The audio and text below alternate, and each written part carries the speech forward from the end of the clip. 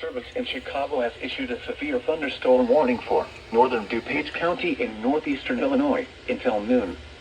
At 11:09 a.m., a severe thunderstorm was located over Hanover Park, moving east at 25 miles per hour. Hazard, 60 miles per hour wind gusts and quarter-size hail. Source, radar indicated. Impact, hail damage to vehicles is expected. Expect wind damage to roofs, siding, and trees.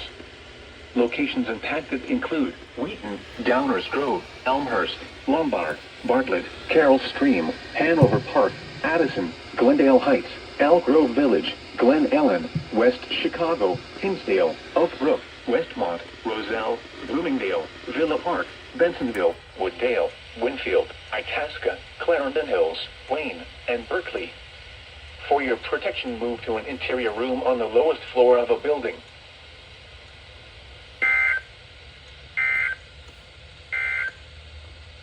This is no weather.